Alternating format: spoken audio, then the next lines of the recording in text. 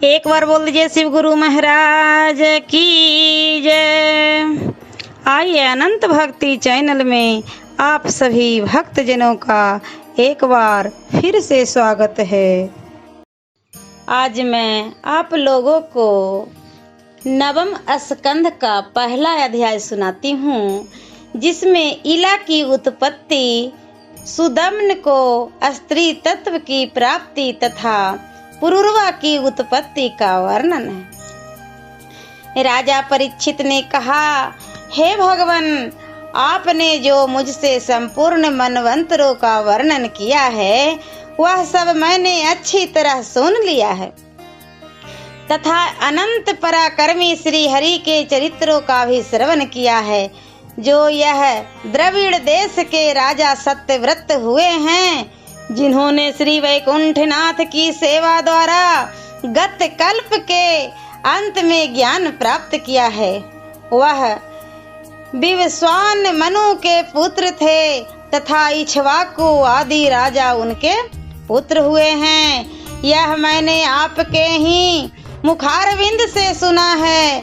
हे विप्रवर, उनके वंश और उनके वंशजों के चरित्र को मुझसे अलग अलग स्पष्ट वर्णन कीजिए। यह सुनने की हमारी बड़ी इच्छा है, जो उनके वंशज हो चुके हैं अथवा आगे चलकर जो होंगे और जो वर्तमान हैं, उन सब पवित्र कृतिशालियों के चरित्र को हमसे वर्णन कीजिए।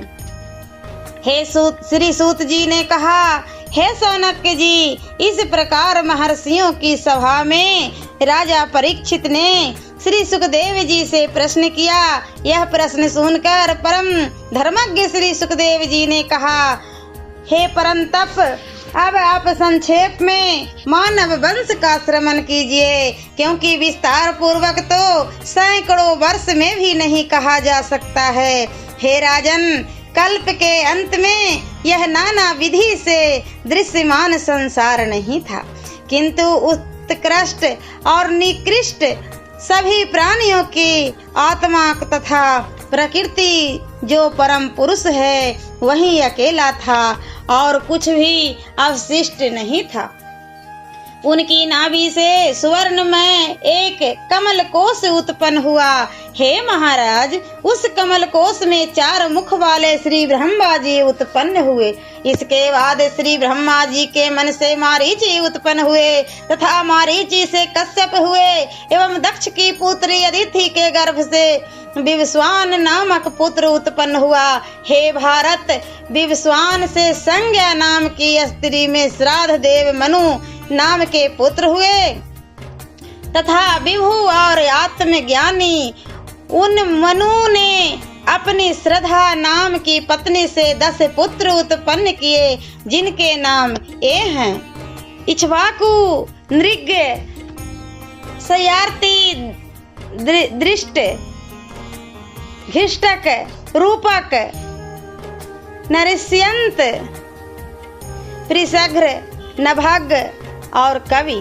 पहले जिस समय मनु के कोई संतान न थी, उस समय समर्थशाली भगवान वशिष्ठ ने इनको संतान रहित देखकर संतान के हेतु मैत्रा वरुण नामक यज्ञ किया था। उस समय केवल दूध पीकर रहने वाली मनु की पत्नी श्रद्धा ने होता के समीप जाकर प्रणाम करने के बाद यह प्रार्थना की कि हे महाराज, आप इस प्रकार का यज्ञ कीजिए कि हमें एक कन्या हो जाए। अधर्वयु के द्वारा प्रेरित वह ब्राह्मण होता हवि का ग्रहण कर लेने के बाद उसकी प्रार्थना का स्मरण तथा मुख से बसटकार उच्चारण करता हुआ सावधान होकर यज्ञ करने लगा।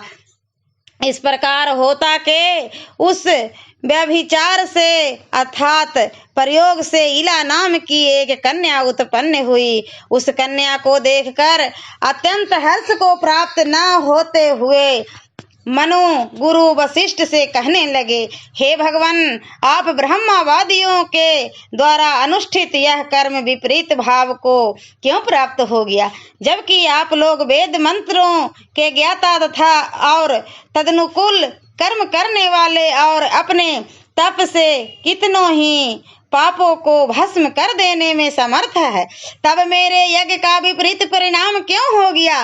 यदि ऐसा ही होगा तो देवताओं में भी असत्य का प्रचार हो जाएगा और इन वैदिक कर्मों एवं वैद मंत्रों की कोई महत्ता ही न रह जाएगी। हे परीक्षित, जब उन मनु ने ऐसे कहा तब उनके वचन को सुनकर श्री वशिष्ठ जी ने बड़े ध्यान से विचार किया। उन्हें रानी का कथन स्मरण हो आया। उन्होंने कहा कि मैं क्या करूं? गर्भ ग्रहण करने वाली तुम्हारी रानी का यही संकल्प था। तब पात्र का जैसा संकल्प होता है वैसा ही फल प्राप्त होता है। इसमें तो कोई न मेरा दोष है और न किसी होता आदि का। फिर भी यदि तुम्हारा ऐसा ही दृढ़ विचार है तो मैं अपने विशेष तप तेज से तुम्हें पुत्र वाला भी बनाऊंगा। इसके लिए तुम कुछ भी चिंता ना करो। मनु शांत रहे। तदंतर भगवान वशिष्ठ जी ने उसी क्षण आदि पुरुष विष्णु जी की एक बड़ी ही प्रभावशाली स्तुति की और कहा, हे भगवान, आप अपने भक्तों की लाज रखने वाले एवं परम प्रभाव वाले हैं। कृपा कर आप इस इला नाम की कन्या को पुरुष बना दीजिए। फिर तो सब समर्थ भगवान विष्णु ने प्रसन्न होकर उसी क्षण वशिष्ठ जी की इच्छा पूर्ण किया और उस इला को सुदुमन नामक श्रेष्ठ पुरुष बना दिया।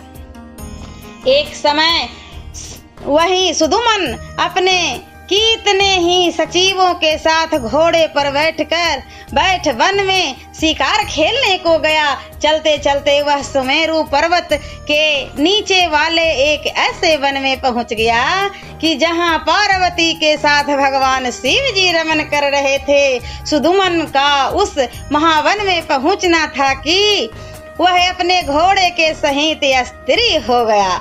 उसका घोड़ा घोड़ी हो गया और वह स्वयं भी स्त्री हो गया। तब अपने इस परिवर्तन को देखकर वह बड़ा आश्चर्यचकित हुआ और उसी प्रकार उसके समस्त साथी भी स्त्री रूप में परिवर्तित हो गए। तब सबों ने इस प्रकार अपने रूप को बदले हुए देखा तो वे सब उदास होकर एक दूसरे की ओर देखने लगे। श्री सुखदेव जी के इतना कहने पर राजा परीक्षित ने पूछा, हे मुनीश्वर, उस स्थान में पहुंचते राजा सुदुमन और उनके सब साथी स्त्री क्यों हो गए? क्या यह उस स्थान की कोई विशेषता थी? और तो क्या ऐसा कौन था जो उस स्थान को ऐसा प्रभावशाली बना दिया था? यह सुनकर तो हमें बड़ा आश्चर्य सा हो रहा है। कृपया आप मेरे इस प्रश्न को समझा दीजिए। तब परीक्षित को उत्तर देते हुए श्री सुखदेव जी बोले, हे राजन, उस स्थान के संबंध में शिव जी के एक वचन का ऐसा प्रभाव था कि कोई पुरुष वहां नहीं जाता था और जो जाता वह स्त्री हो जाता था। उसकी कथा यूं है कि एक समय कुछ ऋषि लोग आपस में परामर्श करके सब दिशाओं को अंधकार करते हुए वन में गए। वहां पहले से ही शिव पार्वती जी के साथ विहार कर रहे थे और पार्वती जी वस्त्र रहित होकर शिव जी की गोद में बैठी हुई थी। ऋषियों ने देख लिया और पार्वती जी की दृष्टि भी उन पर जा पड़ी। इससे वे झट उठकर शिव जी की गोद से उठ पड़ी और अपने वस्त्र से निज शरीर को ढकती हुई कुछ रुष्ट सी हो गई। तब यह देखकर ऋषि लोग मन में खेदित होते हुए झट वहां से लौट पड़े और नर नारायण के आश्रम को चले गए। पश्चात शिव जी ने पार्वती को प्रसन्न करने के लिए एक समय यह वचन कहा कि अब जो कोई इस स्थान में आवेगा वह स्त्री हो जाएगा। तब से कोई भी पुरुष उस महावन में नहीं जाता था, परंतु संयोग बस सुदुम ने अपने अनुचरों सहित वहां चला ही गया और स्त्री हो गया। पश्चात वह उसी वेश में इधर उधर उस वन में घूमने लगा। वन से दूर एक कोने में भगवान बुद्ध का आश्रम था। वे सब स्त्रियां वहां चली गई, इधर उधर उस वन का दृश्य देखने लगी। तब उन स्त्रियों को समूह देखकर बुद्ध जी उन पर आसक्त हो गए। उसमें सुदुमन का रूप बड़ी ही सुंदर था। इससे चंद्रमा के पुत्र बुद्ध उसी पर अनुरक्त हुए थे। उसने भी बुध को देखकर उन्हें अपना पति बनाना चाहा। दोनों का संयोग हो गया। भगवान की लीला, उससे पुरुरवा नामक एक पुत्र उत्पन्न हुआ। इस पर एक कथा ऐसा भी है कि जब वह सुदुम्न राजा स्त्री हो गया तब उसका समाचार पाकर वशिष्ठ जी को बड़ा दुख हुआ। उन्होंने दया से अत्यंत ही द्रवित होकर उसे पुरुष बनाने के लिए शिव जी की पूजा करनी आरंभ की। उनकी उस पूजा से शिव जी प्रसन्न हो गए। उन्होंने वशिष्ठ जी से कहा, क्या चाहते हो? वशिष्ठ जी ने कहा, आशुतोष, आपसे क्या छिपा है? क्या आप मेरी इच्छा को नहीं जान रहे हैं? शिव जी ने कहा, क्यों नहीं, किंतु उसमें तो बड़ी कठिनाई है। फिर भी तुम्हारे जैसे ब्रह्मवादी की इच्छा भी व्यर्थ नहीं जानी चाहिए, इसका भी मुझे विचार है। उस वन पर मेरा जो वचन पहले हो चुका है वह भी अमिट है। इस कारण उसमें मैं इतना संशोधन कर देता हूँ कि तुम्हारा वह शिष्य सुदुमन महीना भर पुरुष और महीना भर स्त्री रहा करेगा। इसी कर्म से रहकर यह पृथ्वी की रक्षा करता रहेगा। फिर तो गुरुदेव वशिष्ठ जी की कृपा से वह इसी प्रकार के नियम द्वारा पृथ्वी का पालन करने लगा। परंतु इसके इस क्रम में प्रजाओं को शांति न मिलती थी। फिर भी वह एन केन प्रकारेण राज्य का सब काम चलाता ही रहा। वृद्ध होने पर पुरुरवा को राजगद्दी देकर वन को चला गया। इसके अतिरिक्त उस राजा के उत्कल गए और विमल नाम के पुत्र हुए थे, जो दक्षिण देश के स्वामी थे। ओम नमो भगवते वासुदेवाय नमः। और नवम स्कंध का दूसरा अध्याय मैं अगले वीडियो में सुनाती हूँ। ऐसे ही मनोरंजक कथाएं, कहानियाँ और भक्ति गीत सुनने के लिए हमारे इस चैनल अनंत भक्ति को सब्सक्राइब करें और वीडियो अच्छी लगी हो तो लाइक का बटन जरूर दबाएं। धन्यवाद।